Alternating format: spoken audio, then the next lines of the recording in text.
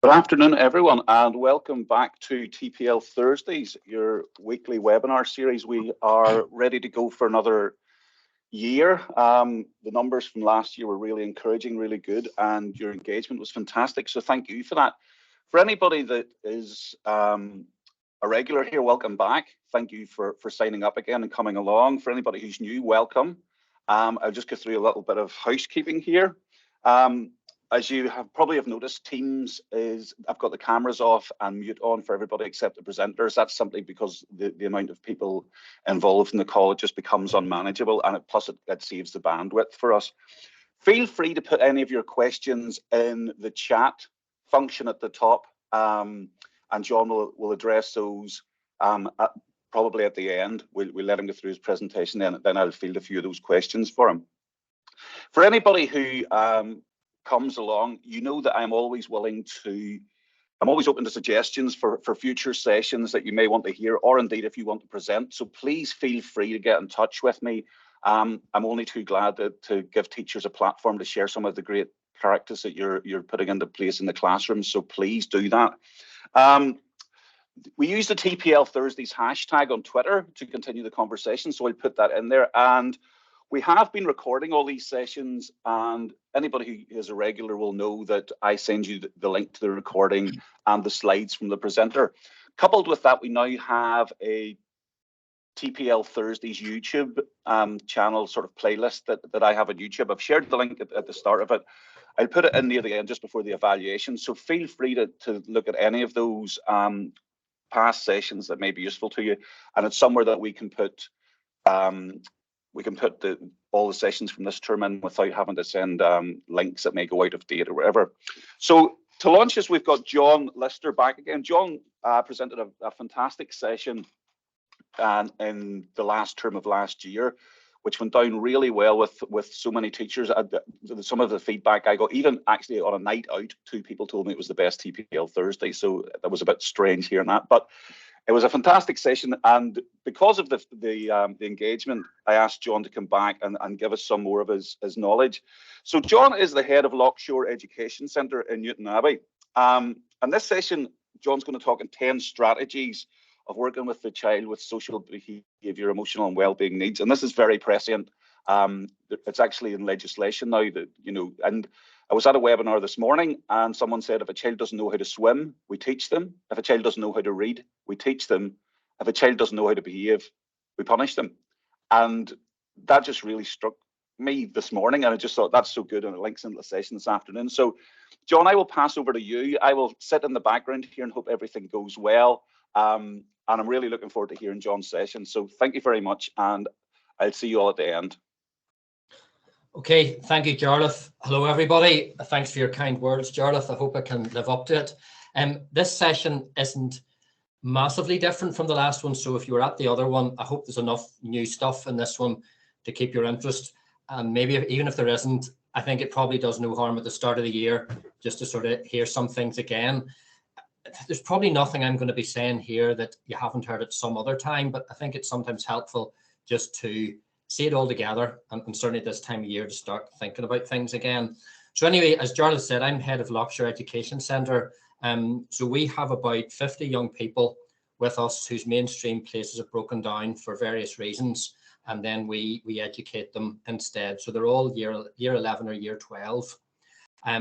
About 25 or 30% would be looked after children, which is also quite significant, and almost all of them are in free school meals. Before that, I've been here 5 years. I've been teaching myself since 1990. So I was a mainstream teacher for about 17 years, mainly teaching science in Laurel Hill Community College in Lisburn and Mount Gilbert Community College, where I was also youth tutor on the Shankill Road. I've also worked in outdoor education for a few years too. So I suppose I've been round the houses for a bit. So really today, hopefully that's working okay. There's 2 parts. This is not about classroom management. The reality is, even no matter how good your classroom management is, some of these young people will still cause challenges in the class. Obviously, classroom management reduces it and makes it much better, but that's not what I'm talking about today. What I really want to do is just give you another way of thinking about young people with SBEW who are in front of you, and then give you some day-to-day strategies that you can try tomorrow in the classroom. I'm not spending a huge amount of time on the theory because I don't know it all, and it would get very boring, but I'll give you just enough sort of bit of background just to let you see how things are and how the theory backs up practice. The other thing is, I would say too, you know, these young people have it very tough, and you know that yourself. I'm sure you're all thinking of somebody in your class at the minute. You know, their lives are difficult, and I think we owe it to them as teachers to make their time in school as positive as possible. So part one is just some background principles. By the way, I should add, there's 33 slides altogether, so some of them are quite short. Okay, just some definitions. So SBEW, social behavioural emotional well-being, one of the 5 overarching categories of special educational needs in the new 3-stage code of practice. Most young people with SBEW will also have other issues as well, and you can see them there. As you know, it used to be called SEBD. I'm not sure why it's changed. They've obviously brought in the well-being part of it, but it was changed a couple of years ago. But you will see in older reports it'll still be SEBD.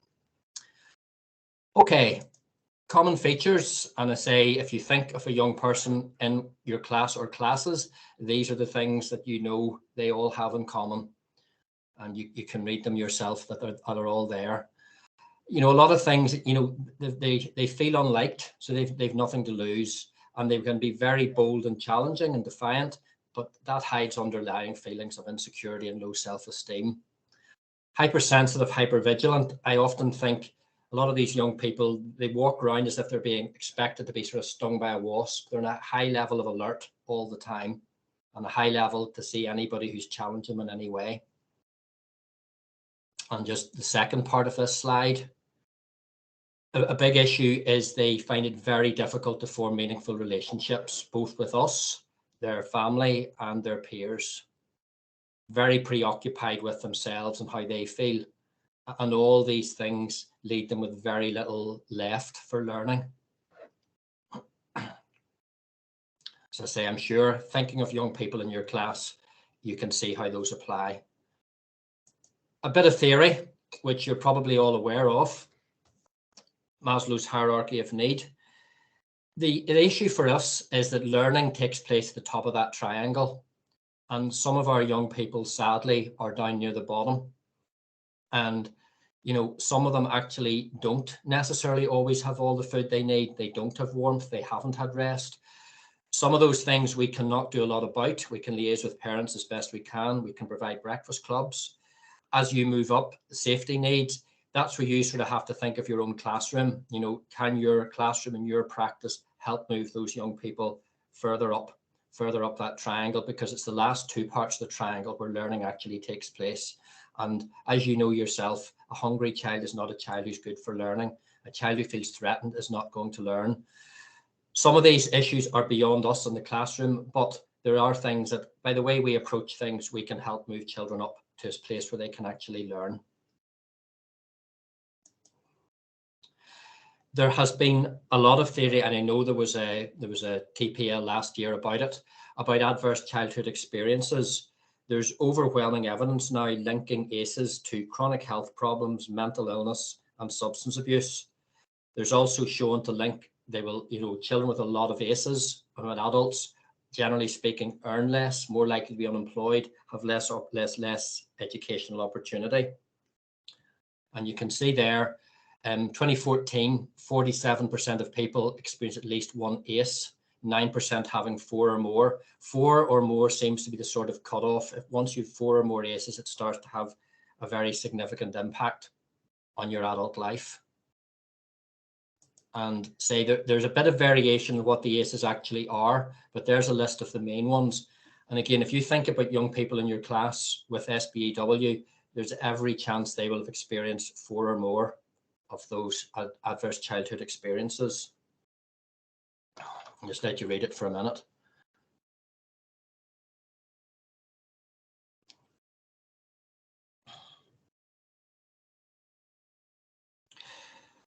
The other thing, though, the most positive thing, if there is anything positive, is that ACEs are preventable. and they are you can pull them round.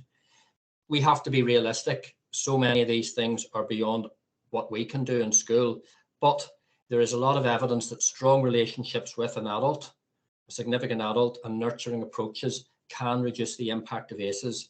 And those are things that we can do in school. And I say, I'll talk a bit more about that in the next few slides.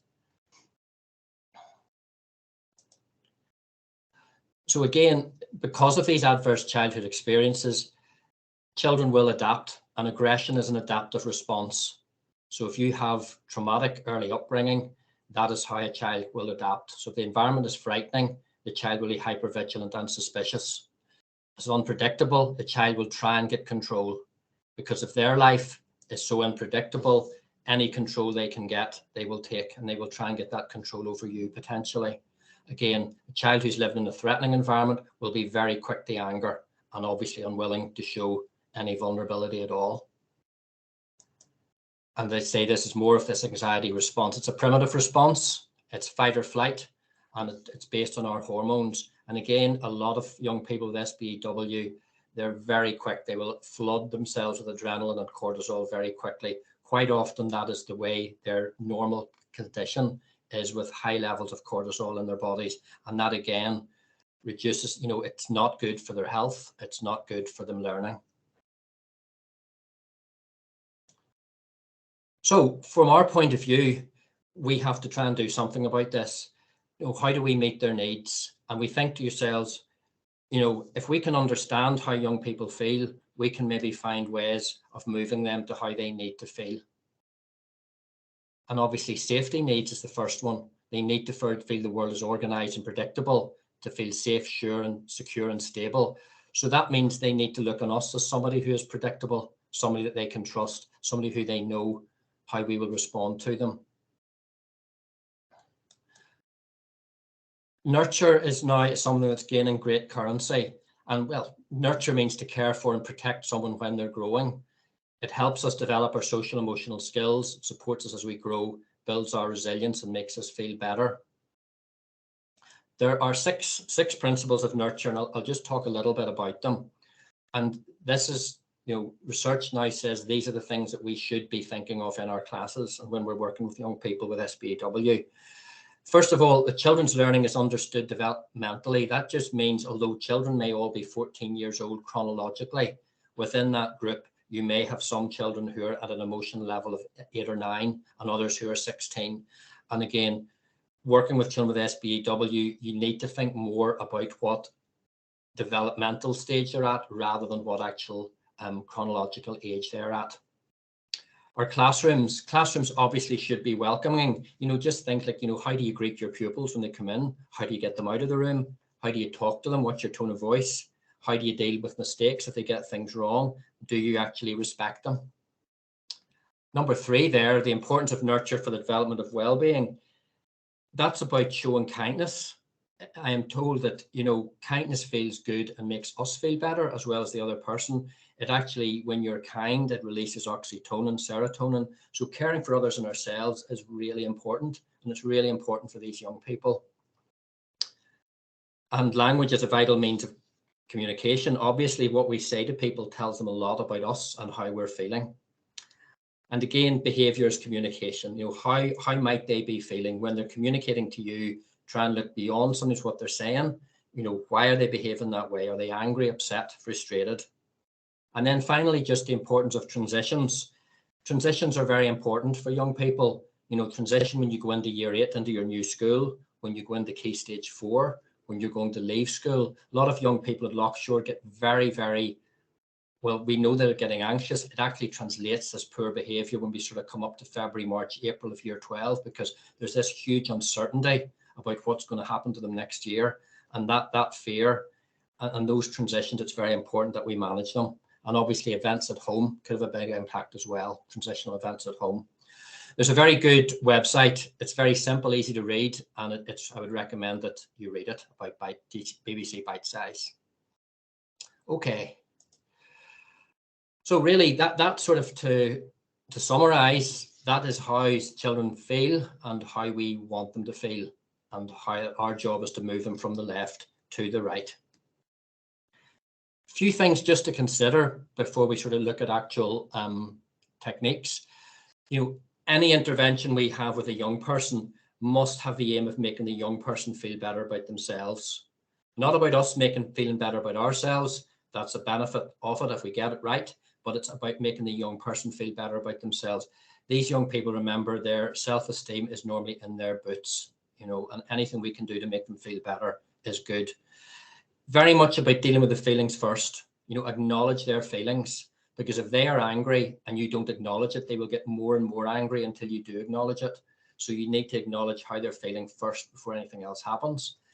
Try and get the young person to take responsibility for their actions. And again, I suppose, take a bit of a growth mindset that when things have gone wrong between you and a young person, use that as an opportunity for growth. That's an opportunity actually to improve the relationship.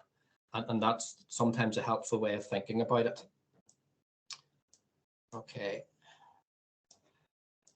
Just one other little bit to think about equity and equality, because they're not the same thing. So equality is about everybody getting the same, but equity is about everyone getting what they need. And I would suggest that equity is the way we need to treat young people with SBEW.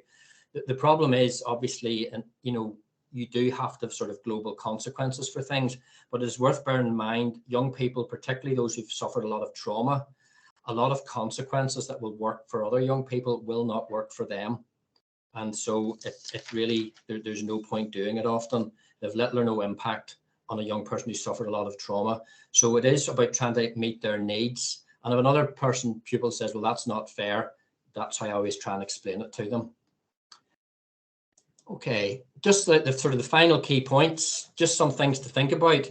When you stop, if you stop a child's behavior, that may be their coping strategy for whatever that strategy might be.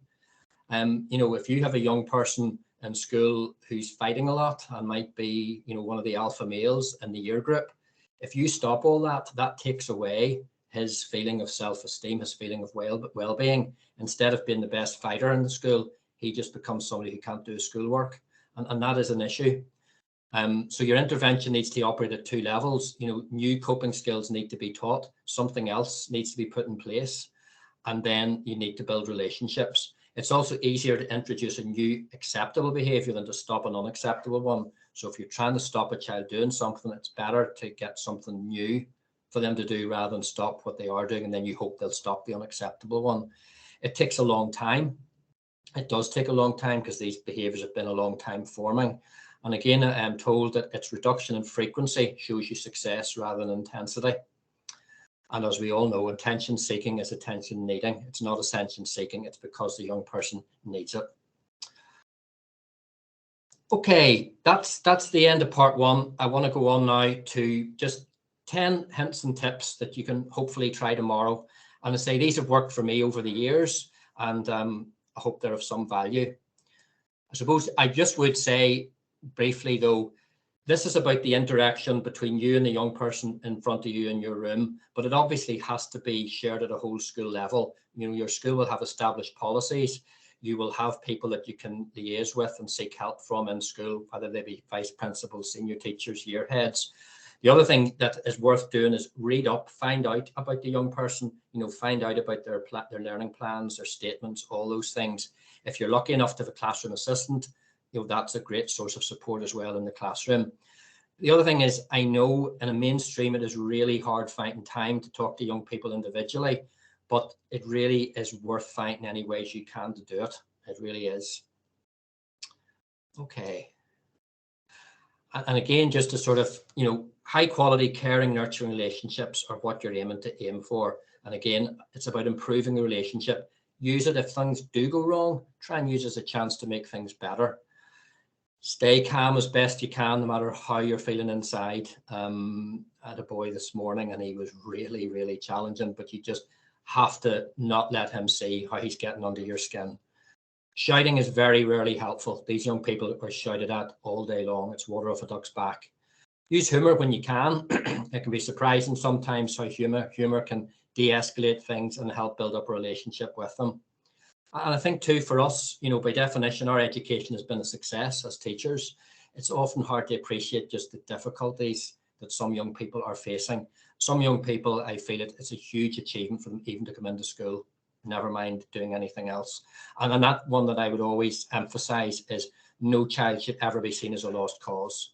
You know, we do not give up on these young people. There's a lot of people have given up on these young people, but we're not going to be one of them. Okay, here comes the 10. So the first one really is to be respectful. And, you know, if we are always respectful to young people, you know, then they cannot question their wish that they're respectful to us. So if a child is disrespecting you, I feel it is quite powerful to be able to say to them, hold on a minute, you know, I'm treating you with respect. Why are you giving me this back? What's this coming from? And also even just how pardon me, how you talk about them with your colleagues and staff rooms, you know, we treat them with respect, and then we cannot quit, you know, we have to respect back. And I say, that's it. They already feel bad about themselves and they don't need adults adding to those feelings. Okay, and the attitude, I am told this is a good attitude to adopt, and I would agree. So we accept them for what they are. There's things they do that we do not like, and of course we try and encourage them not to do them, but we accept them for who they are. Take an interest in them, so we're curious about what they do, what their lives are like. Empathic, try and see where they're coming from. And we do love them. We love them like a firm parent, is the way I would sort of see it. And playful. Don't forget to have a bit of fun. A lot of these children, their lives are not fun. And anytime we can have a bit of humor with them, a bit of crack, it does pay off. It really does. And high expectations, you know, and I would say that to them, you know, I think a lot of you, so I'm expecting a lot from you, and insist on them doing their best and expect them to work for you. And that goes without saying. So again, I know this is difficult in mainstream, but it is worth it. You know, try and find a few minutes in the day, just where you can talk to them, ask them about their interests, just ask how they're getting on. Non-formal time can be good, even if it's just a quick conversation in the corridor break. You know, and it is difficult, I know that in mainstream, but time spent showing a young person that you care about them, you know, it'll never be time wasted, and it is worth it. If you show you're interested in them and care for them, you will get that back from them. Just having lots of plans. I remember my science class in Mount Gilbert, it was at the bottom of the corridor. I always had about 5 lessons ready, depending on how the young people walked down the corridor, who walked down the corridor. And in those few seconds, I decided which lesson I was actually going to do. So you need to be flexible, but it is planned flexibility. You know, flexibility is not the same thing as just not being organized. It is planned flexibility, but the more plans, the more variety you've got. Sometimes a lesson starts and it's not working, and you just think, look, we'll try something else. But as long as it's planned. It's another important thing, I think, with young people. It's knowing when to walk away. You know, sometimes your interactions are making the situation worse. And quite often, when you recognize that, sometimes it is better just to say, okay, and get a colleague to take over, because that just happens. That's the reality of human relationships. But don't leave it unresolved. You know, come back to, you know, the next day or whenever it's suitable. Choose your moment. It's important to choose the right moment. And the other thing is, you know, don't get into confrontations with young people, because, you know, young people with SBEW, especially if it's in front of their friends, they will never back down. So always make sure there's an out somewhere for them. And you know, for example, you know, a child is telling you the F off or whatever it is, you know, if you're going to say to them, you know, don't speak to me like that, that's pointless, because I've already spoken to you like that. You know, it's more, you know, I don't appreciate you speaking that way to me. You know, I'm being respectful to you. Why are you speaking to me like that? But always get them on their own, have quiet, calm conversations and try and resolve things. And again, this is your chance to rebuild the relationship and make it better.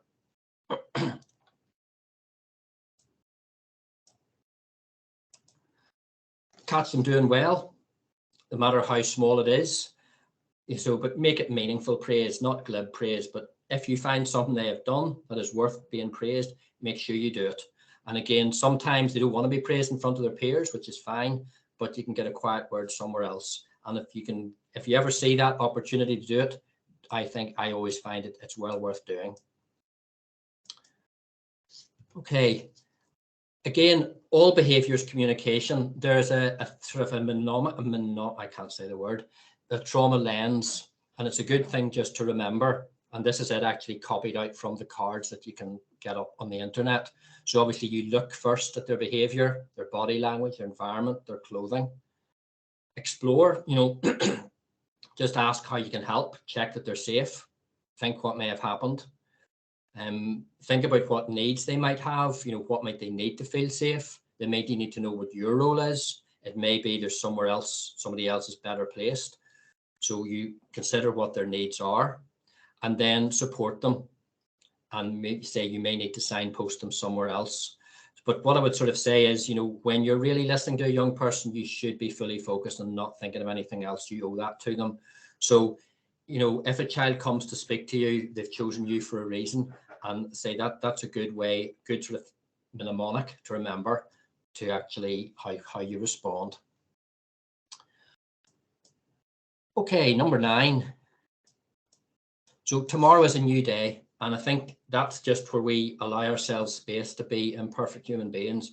No matter how hard you try or prepare something, sometimes it just doesn't happen. And that's just life.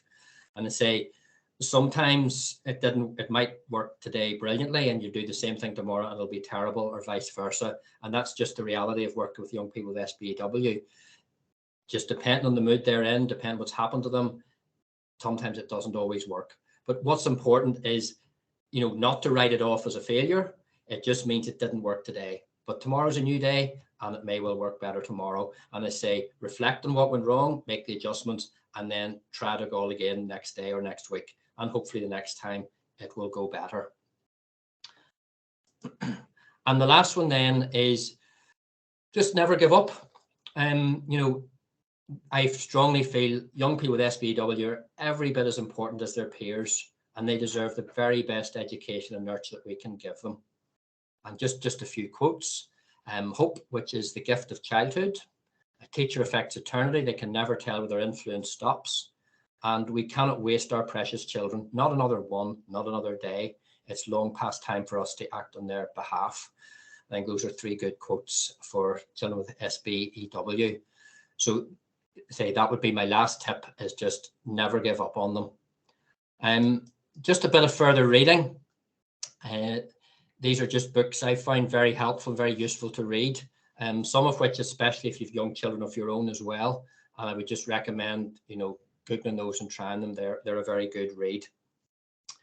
And that's really all I'm going to say at the minute. That's me finished, Jarlath. Thank you very much, John. A lot of stuff that it's really good at the start of the year to remind ourselves about when we're in the classroom, and especially with the winter that some families are facing, and the issues outside school that do get brought into the classroom. That's a very timely reminder to think about that. I don't see any questions here. I've just, in the chat function for everyone, I've added in the future sessions for TPL Thursdays. We've got junior news desk next week. Then we have a nurturing approach in primary school. Then we have a key stage 2 news desk session. Then we have a restorative practice session for post-primary. And finally, the last one I've booked in is actually assessment, marking, and feedback using technology. But I have a couple of more in the pipeline that I just haven't confirmed yet and I haven't sent out to schools. I've also put in the chat a copy of John's presentation from today. I've put in the link to the TPL Thursdays on YouTube channel for you to watch anything back. I will hopefully, depending on my upload speeds this evening, get it up this evening into YouTube. And most of all, the evaluation form, please take time to fill that in, because that's quite important that I see, or even people who pay for this see how effective this can be. John, once again, thank you very much. I love listening to your sessions. It seems like common sense, but common sense is the least common of all the senses, as my dad is so fond of telling me. So, and certainly, if anybody has any questions, if you want to email them to Jarlath, I'll have a go at them, or I'll ask some people in Knockshire to have a go at them. You'd be very welcome. Absolutely. So thank you very much, John. Thanks to everybody for attending today. Hopefully, and if you want any more sessions, please get in touch with me. I'm all ears as well, and please feel free to present a session. You know, there's great stuff happening in classrooms right across Northern Ireland, and it really is just sharing that stuff. So thank you very much, John. Thank you to everybody, and I'll see some of you all next week. Thank you. Thank you.